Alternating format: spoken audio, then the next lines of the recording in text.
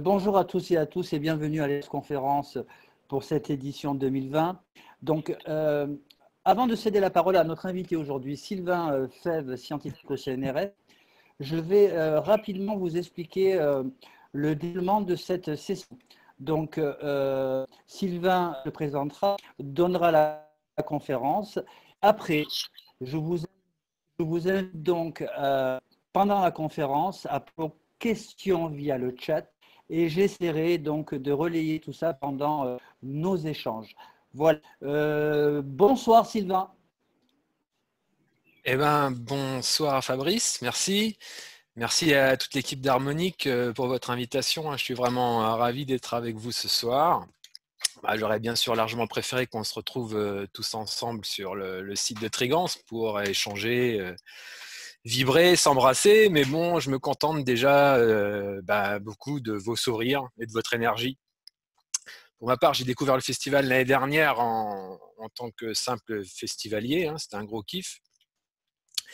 Et j'avais conclu mon week-end avec la conférence de Manu Vidal, Neurosciences et Bouddhisme. Génial. Et c'est en l'écoutant que j'ai capté l'intuition que je devais vous proposer ma conférence. Alors, me voilà. Et on va commencer si vous voulez.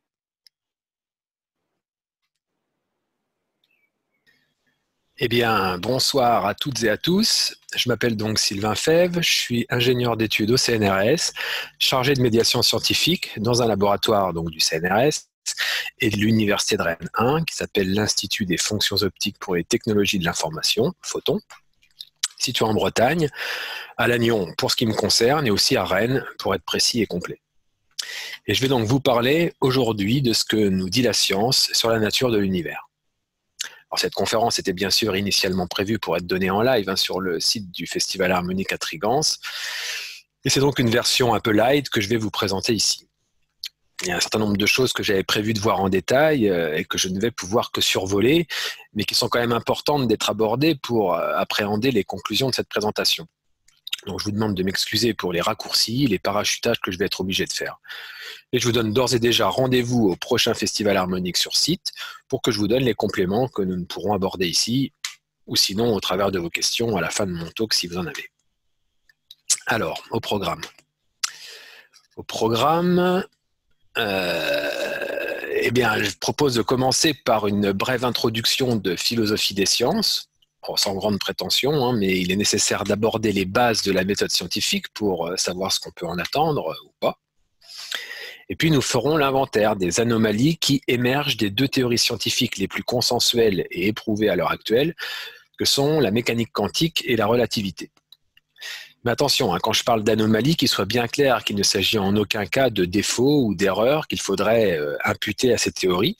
Tout ceci est vraiment ultra vérifié par l'expérience et ne souffre d'absolument aucun doute sur la réalité de ces phénomènes. Il s'agit au contraire de comprendre que ces anomalies sont dues à notre vision actuelle du monde, concernant notamment la matière, l'espace et le temps que ces théories nous invitent à revisiter. Et ce qui nous amènera donc à lever le voile, en quelque sorte, sur un nouveau monde dont la science actuelle tente à nous faire prendre conscience. Alors, quel est l'objectif de la science et quel outil se donne-t-elle pour l'atteindre ? La science a pour projet de développer une vision cohérente de la nature sur la base de théories dites scientifiques dans le but de comprendre le monde qui nous entoure. Et pour qu'une théorie soit dite scientifique, il faut qu'elle satisfasse au passage d'une sorte de moulinette qu'on appelle la méthode scientifique, qui consiste donc à énoncer cette théorie, c'est-à-dire élaborer un modèle par des propositions logiques ou mathématiques. On va ensuite utiliser cette théorie pour faire une prédiction, puis imaginer une expérience pour tester la prédiction, réaliser l'expérience, observer les résultats de cette expérience qui vont ainsi permettre de valider, modifier ou rejeter la théorie en fonction de leur correspondance avec la prédiction. Alors notez qu'on peut y entrer par n'importe lequel des différents points dans ce diagramme, pas seulement celui de la théorie comme je l'ai fait là, mais tout aussi bien, et même le plus souvent, par ceux de l'expérience ou de l'observation, un peu plus rarement par celui de la prédiction. Mais bon voilà, c'est bien en suivant ce processus d'éternels allers-retours entre la théorie et l'expérience que la science construit aujourd'hui sa vision de la réalité. Pour autant, quelle relation la science entretient-elle avec la vérité avec un grand V ? Eh bien, il faut être bien conscient que l'on ne prouve absolument jamais rien en science. Tout simplement parce que pour qu'une théorie soit déclarée vraie, il faudrait déjà faire toutes les expériences qui seraient susceptibles de l'invalider, et il y en a par essence une infinité, et qui plus est, faire chacune de ces expériences avec une précision infinie, ce qui est impossible car tout appareil de mesure possède une précision finie qui lui est propre. La preuve scientifique, c'est donc un abus de langage. Toute théorie scientifique est vouée à être dépassée, démentie, remplacée par une meilleure. En fait, la science n'a pas vocation à établir la vérité, juste s'approcher au plus près d'une description véritable de la nature du monde, mais sans jamais savoir l'atteindre. Seulement, cette approche ne se fait pas forcément d'une manière asymptotique, c'est-à-dire en s'approchant de la vérité petit à petit, d'une manière continue, sans à-coups. De grands sauts peuvent être accomplis en évoluant de paradigme en paradigme. Alors, un paradigme, c'est une représentation du monde, une manière de voir les choses qui repose sur un fondement. L'image qui a été utilisée pour illustrer ce phénomène par Thomas Kuhn, le concepteur de cette philosophie scientifique, est celle du canard-lapin, reproduite ici. En effet, certains d'entre vous ont sans doute d'abord vu dans ce dessin la tête d'un canard, alors que d'autres y ont vu celle d'un lapin. Et maintenant que je vous l'ai dit, chacun doit normalement être capable de voir les deux et de passer de l'un à l'autre. Notez bien que vous ne pouvez pas voir les deux en même temps. C'est soit le canard, soit le lapin. Ce qui illustre bien que, suivant le point de vue, le positionnement mental dans lequel vous vous placez, votre cerveau est capable de voir une réalité ou bien une autre, tout en observant la même scène. C'est en ça que réside le phénomène de paradigme. C'est en sautant d'un paradigme à un autre que peuvent s'opérer de véritables révolutions scientifiques qui amènent un basculement tout aussi révolutionnaire dans notre vision de la réalité. Je prendrai pour exemple la révolution copernicienne. Après avoir considéré la Terre au centre de l'univers, Copernic nous a fait prendre conscience qu'elle tournait autour du Soleil. Puis on a compris que le Soleil lui-même tournait autour du centre de la galaxie, que la galaxie n'était qu'une parmi des centaines de milliards d'autres. Bref, le simple fait d'avoir inversé la position de deux astres dans leur mouvement relatif nous a fait basculer d'un paradigme dans lequel nous étions au centre de la création à un autre dans lequel nous ne sommes qu'un grain de poussière dans l'univers.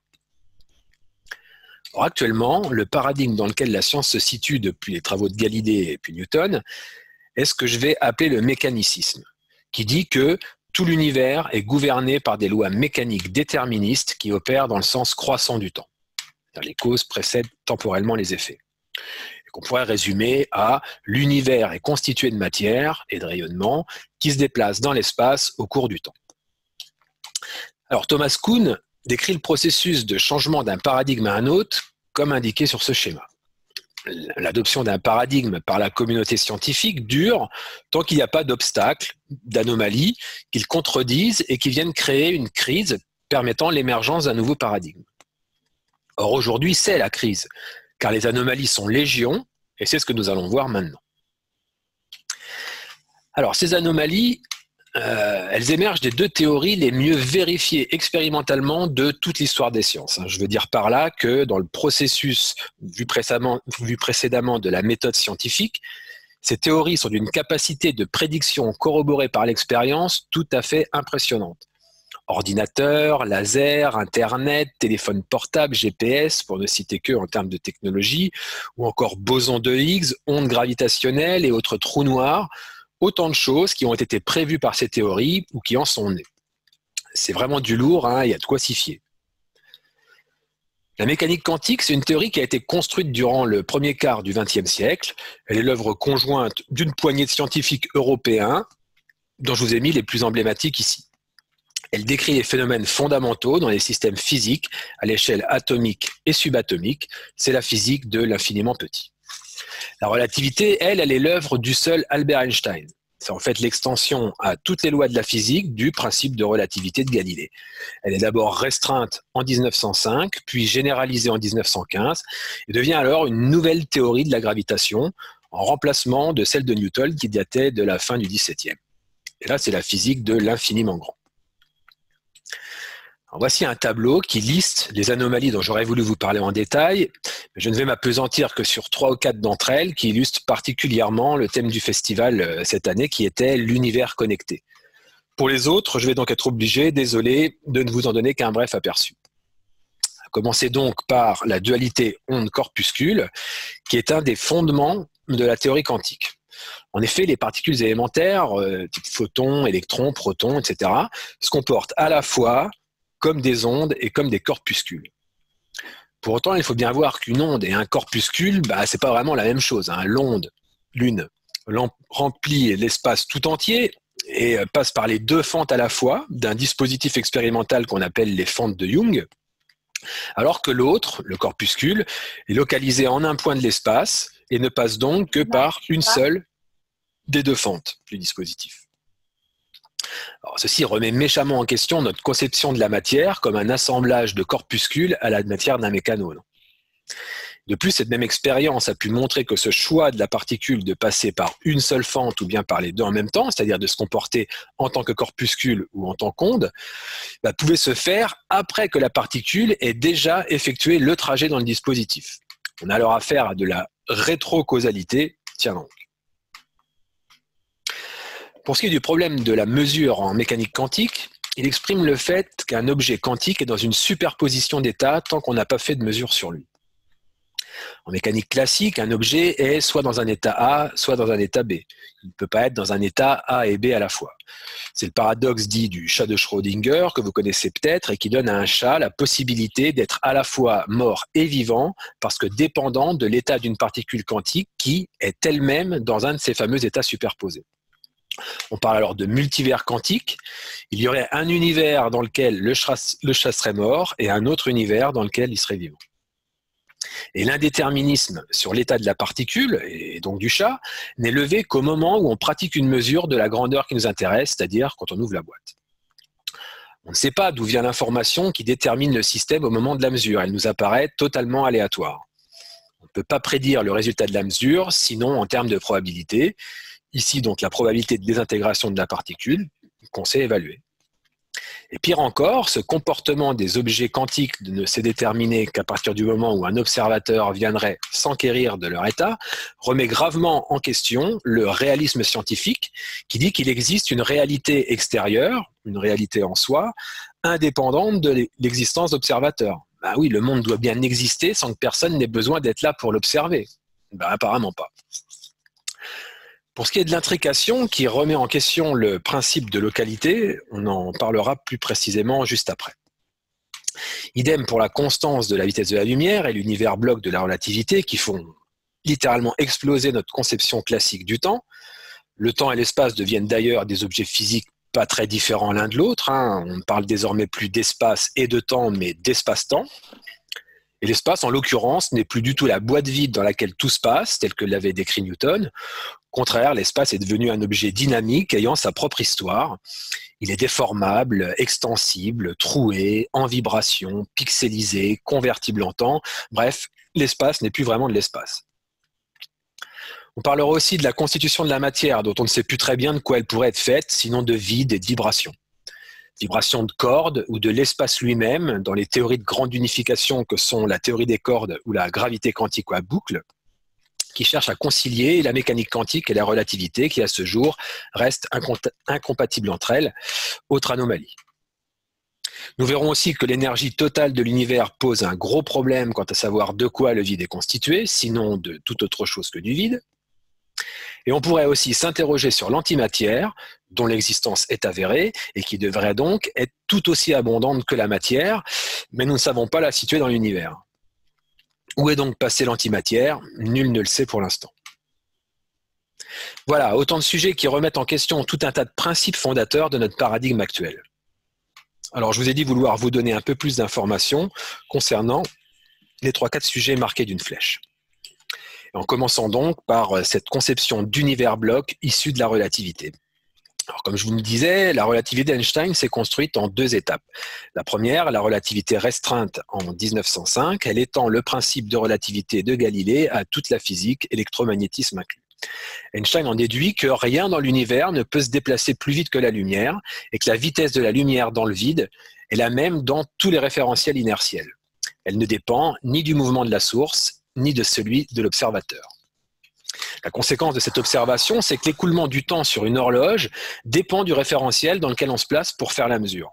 Ce qui veut dire que 2 personnes n'étant pas immobiles l'une par rapport à l'autre ne vieillissent pas de la même façon.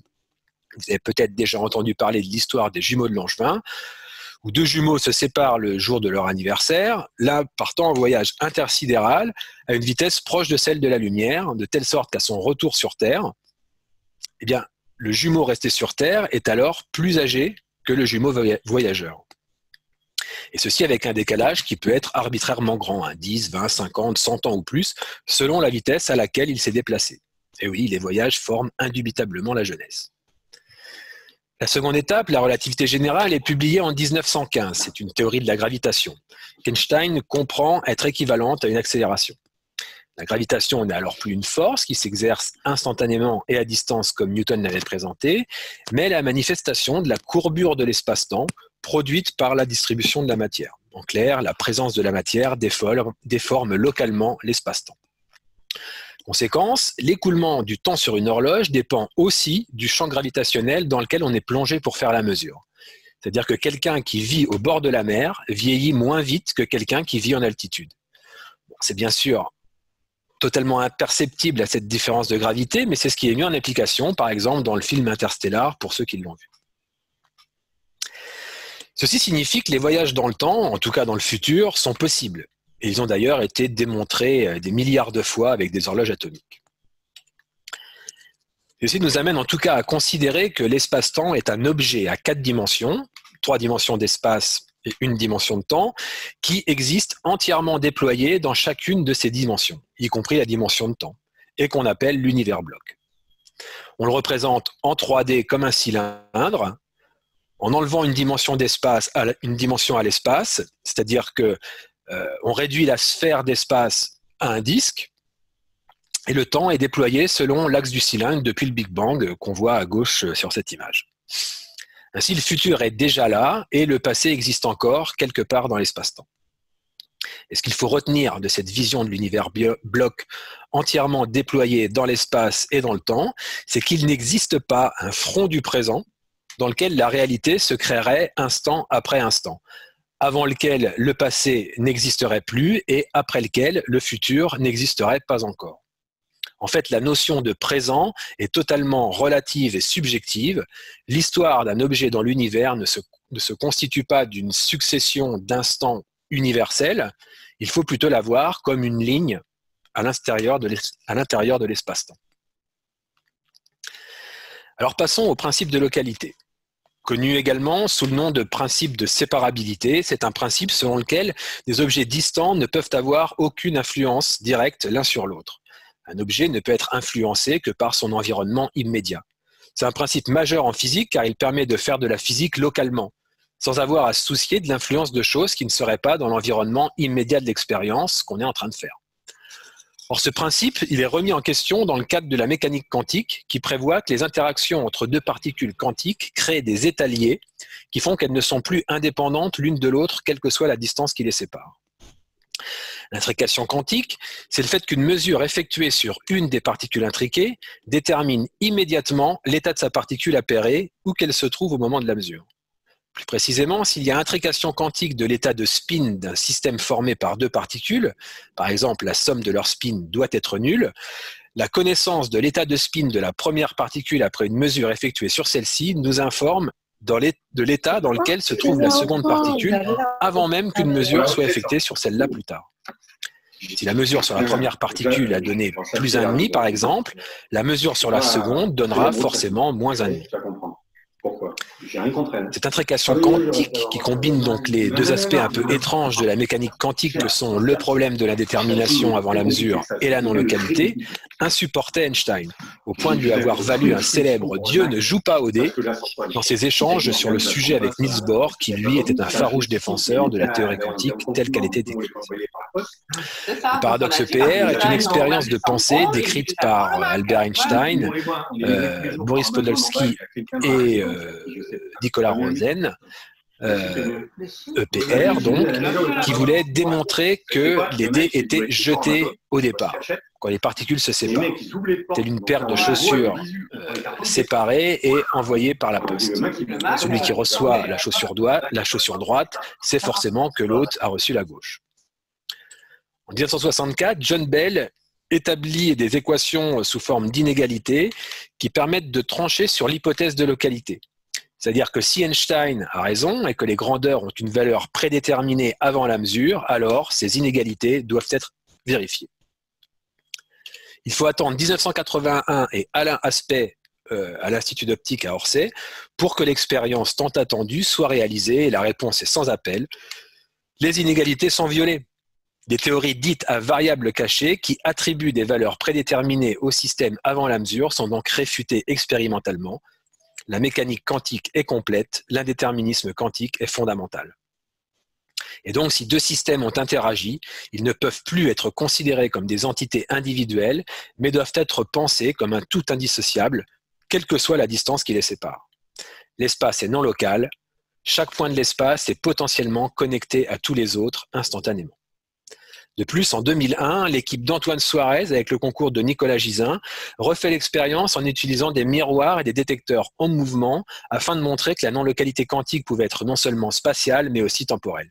Et bingo, les inégalités de Bell sont là encore violées, confirmant ainsi l'insensibilité au temps des corrélations quantiques. La conclusion tirée de cette expérience est que l'information qui était à l'origine de la corrélation entre les deux particules et qu'il est apparu qu'au moment de la mesure n'a pas pu transiter comme un signal fantôme de l'une vers l'autre. Elle était donc non seulement indépendante de l'espace, mais aussi du temps. La non-localité, ou non-séparabilité, est non seulement spatiale, mais aussi temporelle.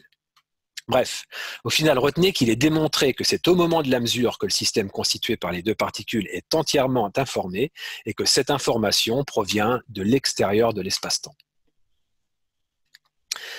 Maintenant, regardons ce qu'il en est à propos du vide.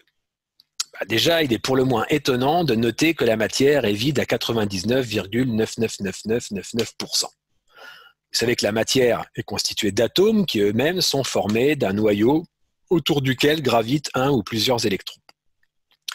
Alors, pour avoir une idée des dimensions relatives de ces différentes entités, imaginons que le noyau est la dimension d'une balle de tennis, c'est-à-dire environ 5 cm. Eh bien, à cette échelle, l'électron resterait un objet ponctuel d'une taille inférieure au nanomètre, c'est-à-dire 1 millième de millimètre. Et le nuage électronique dans lequel cet électron voyagerait eh bien, s'étendrait sur une distance de 5 km autour de la balle de tennis. Tout le reste, c'est du vide. Vous comprenez donc que la quasi-totalité de l'espace occupé par la matière est faite de vide. Et ce qui est intéressant de noter ici, c'est que le vide qui emplit l'espace à l'intérieur des atomes, il est présent partout. C'est une même et unique entité répandue continuellement dans tout l'univers. Et donc le vide qui est présent au cœur des atomes de mon propre corps est le même vide que celui qui est présent au cœur des atomes du vôtre. Ainsi, c'est par l'intermédiaire de ce vide que nous sommes tous interconnectés. À propos de la composition de l'univers, savez-vous quelle est la contribution de la matière que l'on nommera ordinaire, c'est-à-dire protons, neutrons, électrons, photons, neutrinos, bref, tout ce qu'on connaît et qu'on appelle matière? Eh bien ça, c'est 5 petits pourcents. La matière dont nous croyons notre univers fait, c'est-à-dire ce qui n'est pas ce qu'on appelle du vide, ne représente qu'à peine 5% de l'énergie totale qui doit être présente dans l'univers d'après le modèle standard de la cosmologie actuelle. 27 autres pourcents sont constitués de matière noire, appelée ainsi parce qu'elle n'interagit pas avec la lumière. Elle correspond à la masse manquante dans les galaxies pour y maintenir les étoiles. C'est-à-dire que les observations montrent en effet que, vu la vitesse à laquelle tournent les étoiles autour du centre des galaxies, celles-ci devraient être éjectées par la force centrifuge. Il faut donc qu'il existe une énergie gravitationnelle supplémentaire pour maintenir les galaxies compactes. Et les 68% restants sont constitués d'énergie noire, qui est le moteur de l'accélération de l'expansion de l'univers. Les observations astronomiques montrent en effet que l'univers est en expansion. C'est-à-dire qu'à grande échelle, les galaxies s'éloignent les unes des autres. La gravitation étant attractive, on devrait observer au moins une décélération de cette expansion. Mais c'est au contraire l'inverse qu'on observe. L'expansion accélère, et pas qu'un peu. Or, pour qu'il y ait accélération, il faut que de l'énergie soit apportée. C'est comme en voiture, pour accélérer, il faut apporter de l'essence. C'est pourquoi on a besoin de l'énergie noire pour créer cette antigravité apparente qui contribue pour plus des 2/3 à l'énergie totale de l'univers. Bref, vous voyez que le vide n'a vraiment rien de vide. Il pourrait contenir jusqu'à 10 puissance 120 fois plus d'informations que le monde matériel, selon certaines estimations. Alors un autre élément qui tend à faire penser que le vide serait tout sauf vide, c'est que plusieurs théories à ce jour évoquent la nécessité d'ajouter des dimensions supplémentaires à l'espace-temps. De la théorie des cordes, en passant par la théorie de Kaluza-Klein ou encore la conjecture de Maldacena, 3 théories non abouties mais extrêmement respectées dans la communauté scientifique, l'espace-temps pourrait revêtir jusqu'à 11 dimensions. Et je voudrais en particulier vous parler des travaux de Philippe Guillemant, un ingénieur de recherche du CNRS, avec qui j'ai eu le plaisir et l'honneur de travailler à l'écriture d'un article sur les biais cognitifs de la pensée matérialiste, dont je vous mets le lien sur son blog, là, en bas de la diapo.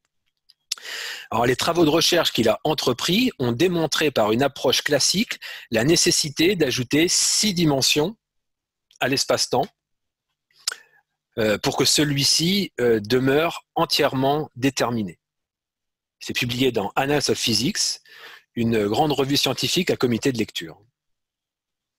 Il a étudié pour ça les trajectoires des boules dans un billard, c'est-à-dire le modèle mécaniste par excellence, d'après les lois connues de la mécanique, et en considérant simplement, d'une part, que la quantité d'informations est limitée pour tout système, y compris dans l'univers, et d'autre part, qu'il y a perte d'informations au cours des interactions, ce qui traduit le fait qu'il y a augmentation de l'incertitude sur la position des boules au cours du temps. Alors, il montre que les boules deviennent libres au bout d'un certain nombre de collisions, car elles ont fini par perdre la totalité de l'information qui avait été mise au départ sur leur position et leur quantité de mouvement.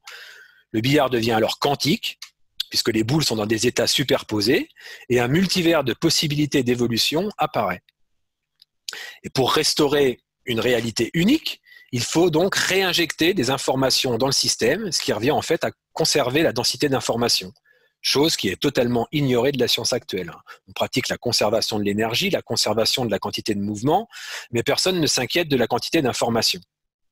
Et ce sont les ordinateurs qui rajoutent en fait des informations sans qu'on y prenne garde. Alors, Philippe Guillemant montre qu'il faut ajouter 3 dimensions, ou 3 degrés de liberté si vous préférez, pour déterminer la destination, c'est-à-dire qu'il faut travailler avec des conditions finales, et 3 autres dimensions pour déterminer le chemin, car il y a plusieurs évolutions possibles du système pour le même résultat final. Ces travaux montrent finalement, et c'est ce que vous devez en retenir, qu'il est désormais admis par la communauté scientifique que, malgré ce qu'on nous attend à l'école, la mécanique est incapable à elle seule de déterminer le cours des événements dans un espace-temps classique, et que la destination et le chemin des objets de cet espace-temps sont déterminés par des informations qui proviennent de l'extérieur de l'espace-temps 4 dimensions. Alors pour résumer, ce que nous avons vu jusque-là et qui relève, je vous le rappelle, de la physique, tout ce qu'il y a de plus mainstream. Quand on regarde ces théories droit dans les yeux, elles nous disent que le temps n'existe pas, l'espace n'existe pas, la matière n'existe pas, du moins tel que nous les percevons. À temps, espace et matière, il convient de substituer des grandeurs physiques beaucoup plus objectives et fondamentales que sont vibration, information, énergie. Le nœud du problème étant l'information, c'est une grandeur physique fondamentale et même sans doute la plus fondamentale. Tout est information, en fait, on vit dans un univers d'information et non pas un univers de matière. En tout cas, une chose est sûre, c'est que le mécanicisme est totalement dépassé, car il existe 4 types d'informations non matérielles qui jouent un rôle considérable dans le déroulement des événements, qui sont donc l'information du vide, par exemple l'énergie noire qui exerce une pression négative sur la matière, l'information hors espace-temps, qui intervient au travers du hasard quantique, de l'intrication, l'information de l'infiniment petit, puisque le cours des événements ne peut être déterminé par la mécanique seule, et l'information du futur, puisqu'il est déjà réalisé, c'est que cette information existe. Et tout ça, ce sont autant d'informations qui sont absentes des modèles de la physique actuelle, car on ne sait pas comment les intégrer, car elles sont incompatibles avec l'usage d'équations et qu'elles se heurtent à certains dogmes fondateurs que sont le matérialisme, la causalité stricte ou le déterminisme temporel. Alors, quel type de monde l'existence de ces informations nous révèle-t-elle? Donc là, il faut bien voir que nous sortons du cadre de la science pour rentrer dans celui de la métaphysique. Ce nouveau paradigme, il doit immanquablement s'appuyer sur les deux concepts forts qui émergent de ces théories et que sont donc le futur déjà réalisé et le multivers quantique. Alors, il existe aujourd'hui au moins deux visions différentes et aucune d'elles n'est plus valide que l'autre d'un point de vue scientifique a priori. La première reste très attachée à la notion de déterminisme et considère que dans chacun des univers du multivers quantique, il existe un double de chacun de nous, conscient, et qui vit la vie prédéterminée dans cet univers. Tout y est déjà écrit et rien ne peut y être changé. Bon, libre à vous de penser ce que vous voulez sur cette théorie qui implique un nombre incommensurable d'univers physiques à 4 dimensions. Moi, je préfère de loin celle qui est développée par Philippe Guillemant et qui est à la fois bien plus économe en énergie et qui revêt un sens bien plus profond et plus rationnel à mes yeux et que je choisis donc de vous développer ici plutôt que la première. Donc, il faut déjà se faire à la notion d'un futur déjà réalisé. Alors, comment l'envisager? Eh bien, en se basant sur le concept que le temps doit être vu comme une dimension d'espace. Et pour ça, la métaphore du randonneur en forêt est assez efficace, je trouve. Imaginez que vous vous baladez en forêt sur un sentier, mais qu'une brume épaisse vous empêche de voir à plus de quelques mètres devant vous. Il ne vous viendrait pas à l'idée de penser que le sentier n'existe pas dans la brume et qu'il se crée au fur et à mesure que vous avancez. Eh bien, avec le temps, c'est exactement la même chose.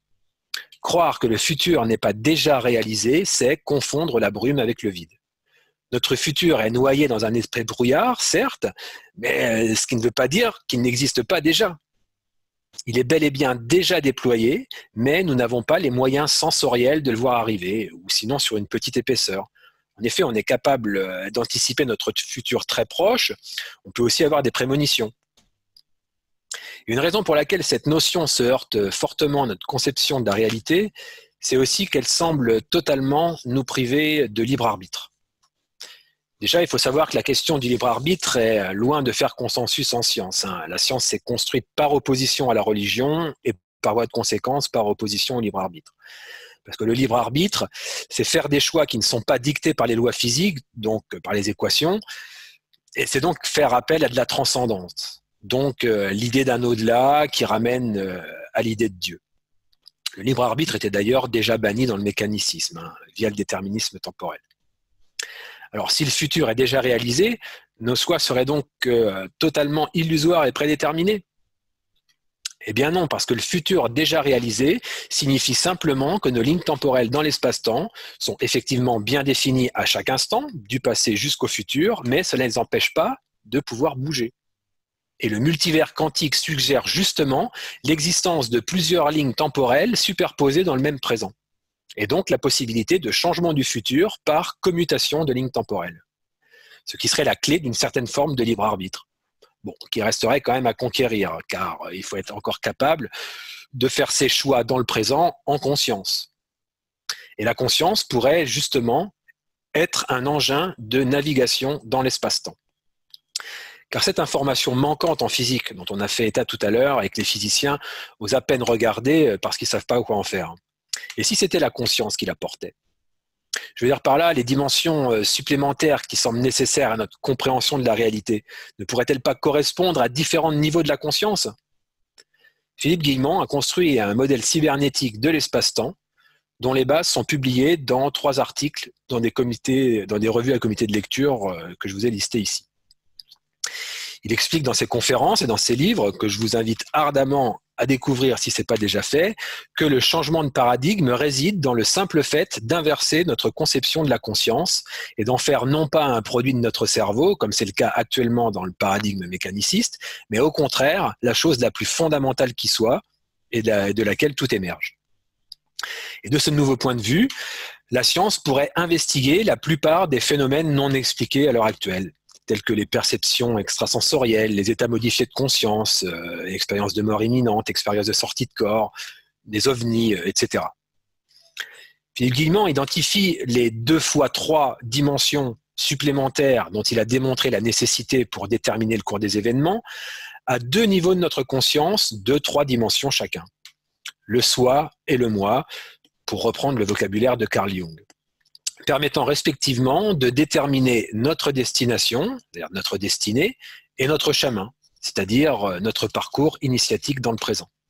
Et son modèle précise la fonction de l'âme, dont ces 6 dimensions seraient le siège, et que l'on peut définir de manière on ne peut plus rationnelle comme un système immatériel de coordination quantique et atemporelle du vivant, capable de rejeter son excédent d'entropie et de survivre à la mort physique. Autant de concepts que la science approuve point par point.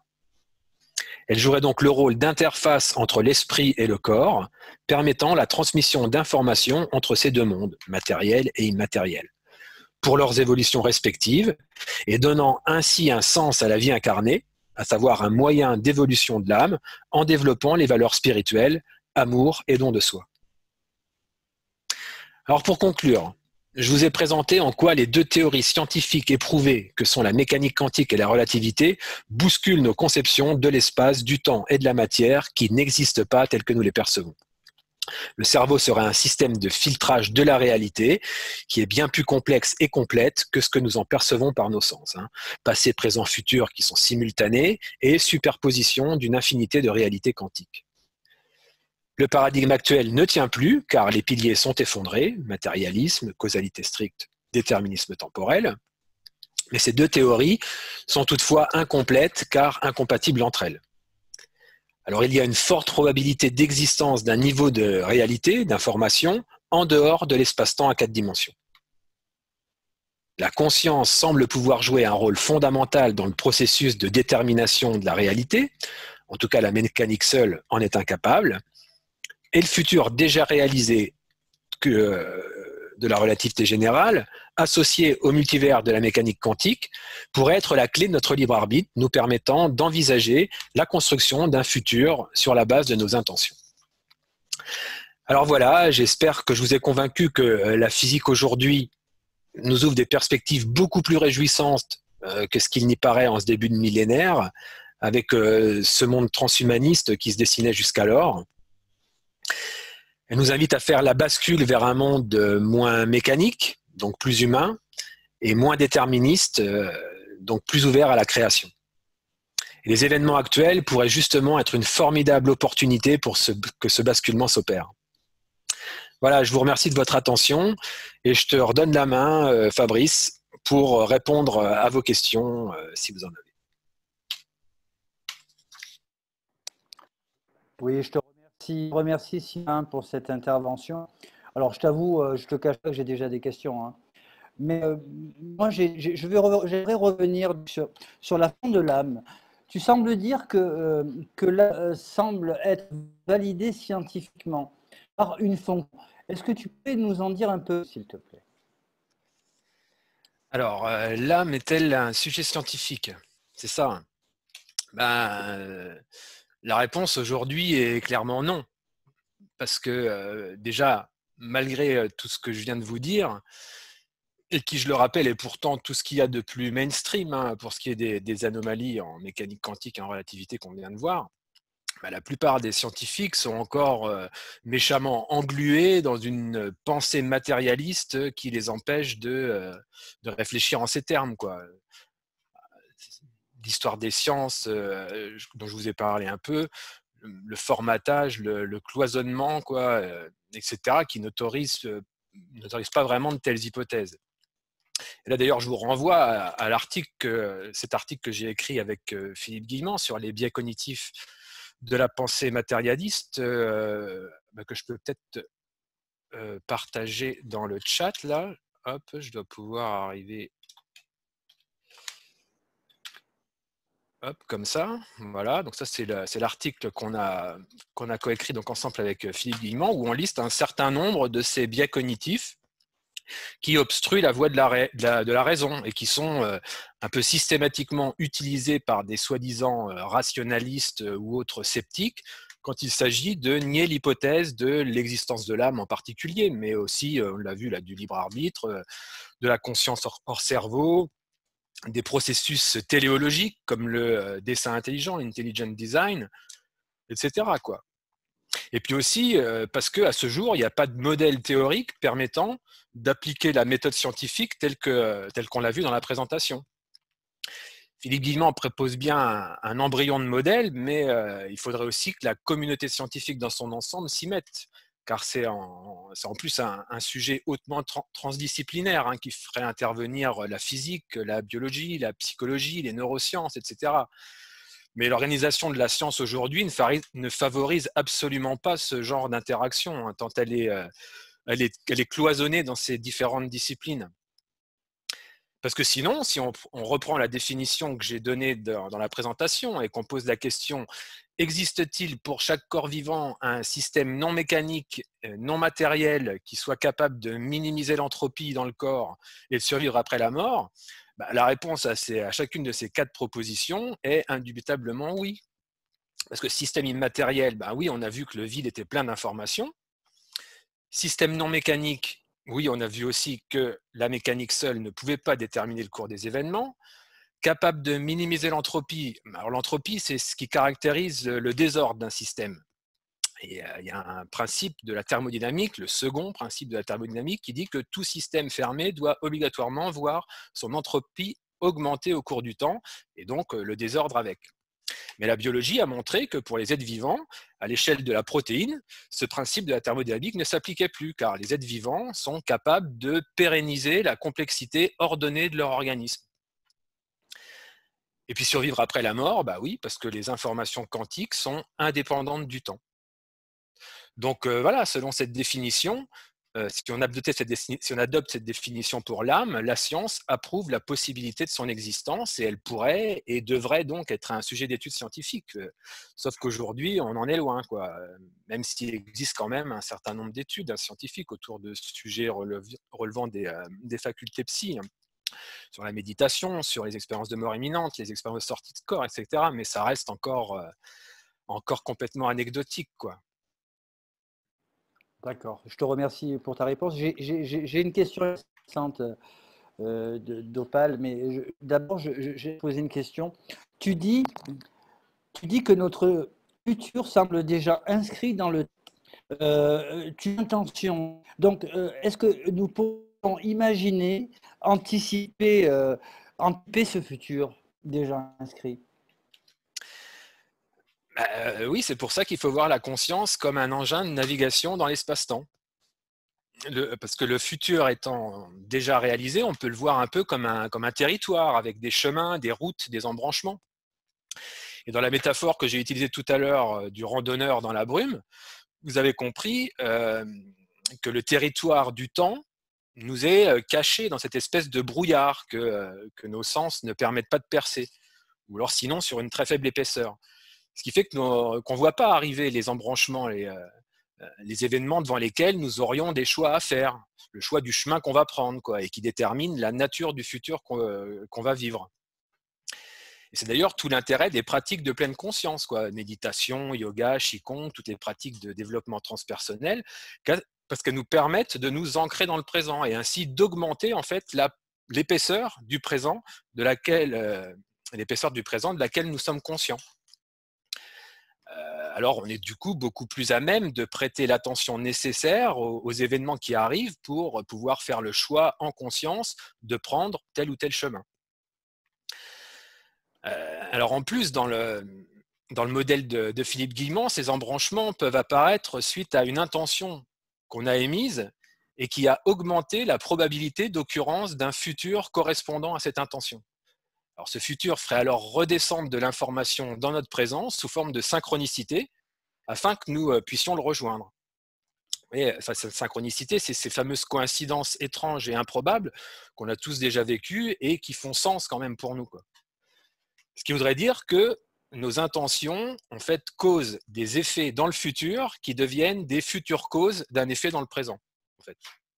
Et c'est là que résiderait tout notre pouvoir créateur, en fait, par le biais de nos intentions. C'est de faire apparaître dans le futur des situations nous permettant de bifurquer dans l'espace-temps. Mais attention, tout de même, il faut que ces intentions elles soient authentiques, c'est-à-dire qu'elles soient portées par notre être profond, la partie de nous-mêmes qui vit à l'extérieur de l'espace-temps 4D, le soi de Jung, et il faut donc déjà être capable de capter ces intentions qui sont des informations hors espace-temps, et non pas les construire avec notre mental, parce que notre cerveau, lui, il vit dans le monde matériel, et nos raisonnements ne traitent donc que des informations internes à l'espace-temps 4D, quoi. Et donc pour ça, il faut cultiver le lâcher-prise, donc faire taire le mental. Il faut cultiver le détachement de l'ego, hein, c'est ce pour qui on se prend, celui pour qui on se prend, le moi, quoi, en fait. Il faut cultiver la confiance en soi, quoi, c'est-à-dire ne pas se laisser influencer par ses émotions, les émotions de peur en particulier. Car tout ça, le mental, l'ego, les émotions, bah, c'est trois conditionnements, trois prisons qui nous coupent de la relation avec notre transcendance, quoi, qui, elle, se manifeste plutôt via l'intuition, la foi, le don de soi, quoi. En fait, si la conscience est un engin de navigation dans l'espace-temps, il faut voir le cerveau en fait comme la composante véhicule de cet engin. Le soi, donc la partie supérieure de l'âme, extérieure à l'espace-temps, ce serait le GPS qui calcule le chemin en fonction de notre destination. Et le moi, la partie inférieure de l'âme, qui vit dans le présent, elle, serait le conducteur, en fait, quoi, qui choisit le chemin à prendre.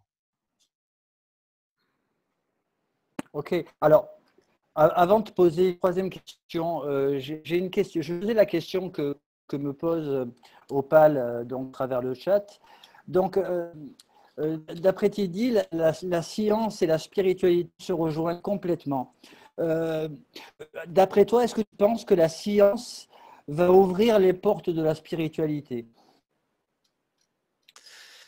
Bah, c'est ce qu'on peut espérer aujourd'hui. Ouais. C'est ce qu'on peut espérer aujourd'hui. Parce qu'en fait, on observe vraiment une convergence, quoi, en fait, entre ce que nous dit la science, quoi, et puis ce que nous disent les traditions spirituelles millénaires, quoi. En fait, tout ça, en fait, quoi, finit par revêtir à peu près le même discours, quoi.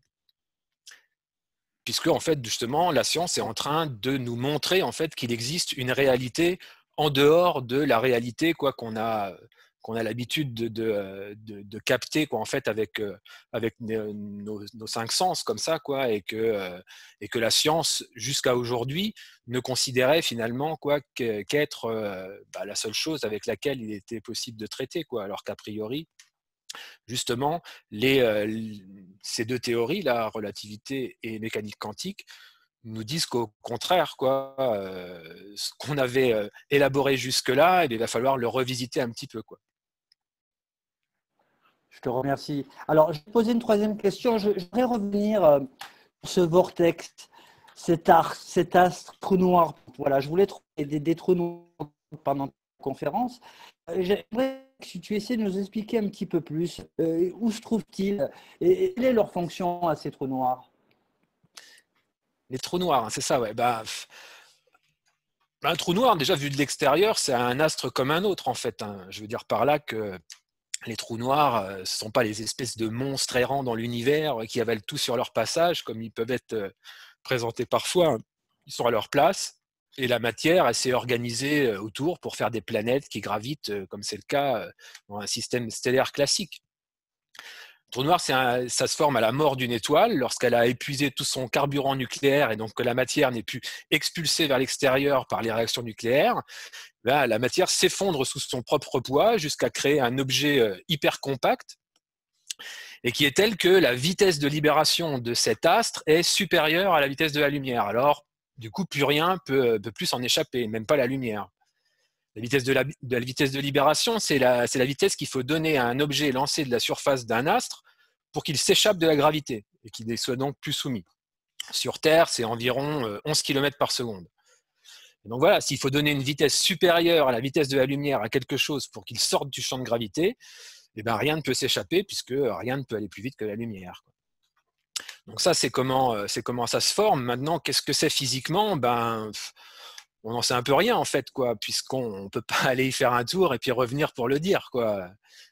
Mais bon, ce que les équations nous disent, en tout cas, c'est une thèse défendue, par exemple, par Aurélien Barraud ou Carlo Rovelli, deux figures emblématiques qui travaillent sur la gravité quantique à boucle. C'est que passer l'horizon du trou noir, c'est-à-dire quand on n'a pas passé le point de non-retour, l'espace et le temps se mutent l'un dans l'autre, en quelque sorte. C'est-à-dire que le temps se change en espace et l'espace se change en temps. Ou encore, on peut le voir comme le fait que le temps s'inverse à l'intérieur du trou noir, c'est-à-dire qu'il s'écoule à l'envers. En fait, quand on s'approche d'un trou noir, vu de l'extérieur, le temps semble ralentir jusqu'à s'annuler sur l'horizon du trou noir et puis s'écouler en sens inverse à l'intérieur. Et il n'est pas interdit d'imaginer que les trous noirs soient reliés à des trous blancs derrière, c'est-à-dire des objets célestes inverses desquels tout ne peut que sortir et rien ne peut rentrer, et qui rejetteraient donc l'information qui a été engloutie dans le trou noir. Et si le temps s'inverse dans le trou noir, cela pourrait vouloir dire que cette information y est en quelque sorte recyclée en remontant le temps pour être réinjectée plus loin dans le futur. Parce qu'en fait, on peut voir l'écoulement du temps non pas comme quelque chose qui nous fait avancer vers notre futur, mais plutôt voir le futur comme un flux d'informations qui viendrait vers nous. C'est strictement identique, hein, puisque c'est un mouvement relatif. Mais il faudrait plutôt voir que nous sommes immobiles et que c'est l'information qui se déplace, quoi. Et si l'information absorbée par le trou noir se retrouve projetée en direction du futur, pour y être réinjectée sous forme de trou blanc en direction du présent, puis du passé.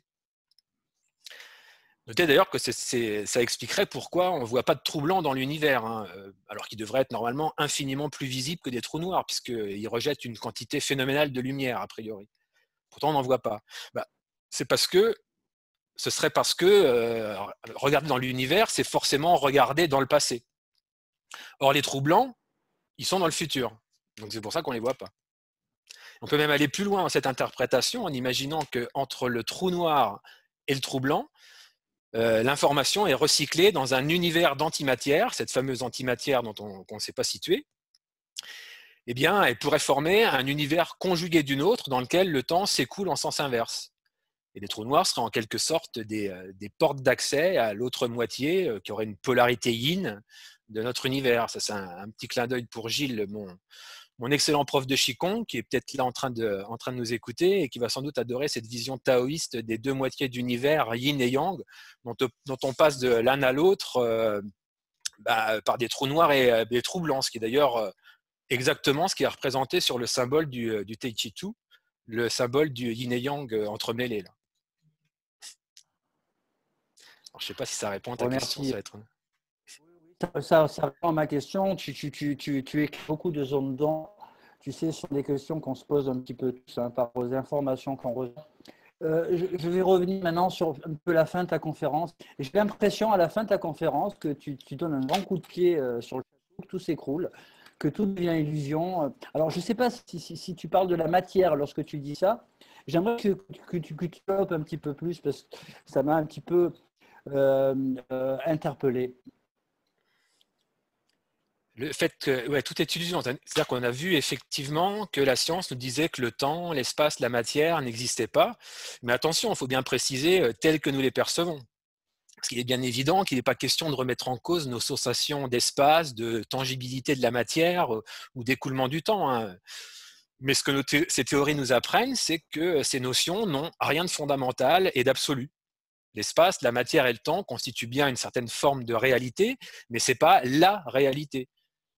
C'est en quelque sorte que notre réalité, qui est subjective, qui est collectivement subjective, quoi, en fait. En fait, on comprend mieux notre réalité en oubliant la matière, l'espace et le temps, et en concevant que c'est notre conscience qui reçoit via le filtre du cerveau un flux d'informations provenant du futur, et que c'est elle qui transforme par ses vibrations en sensations de matière, d'espace et de temps qui s'écoulent, quoi. Ainsi, en fait, nous construisons collectivement notre réalité en actualisant dans le présent ce flux d'informations qui serait des informations quanto-gravitationnelles par un acte de prise de conscience de ces informations. Et c'est donc bien la manière dont nous accueillons ces informations sur les plans émotionnels, mentaux, énergétiques, qui leur donne la façon dont elles se manifestent dans la réalité. En fait, la réalité 4D, c'est que le produit de nos croyances, la manière dont nous voyons collectivement le monde, en fait, quoi. Ok, mais écoute, je te remercie. Écoute, nous avons perdu un petit peu de temps là, sur la session. Là, on est sur la fin. Je te remercie vraiment pour ton intervention excellente. Merci tu as vraiment éclairé. Merci. Et j'espère de vous retrouver sous la tente conférence C'est tellement un plaisir d'être tous vivants et avoir vos sourires en face pour pouvoir avoir ces échanges et moi passer entre vous avec le micro pour poser vous-même vos questions. Voilà, je vous remercie à tous d'avoir été présents à cette conf édition 2020 et je vous dis à bientôt. Manu, je te renvoie la parole. Merci à tous. Et à bientôt à Trigance alors.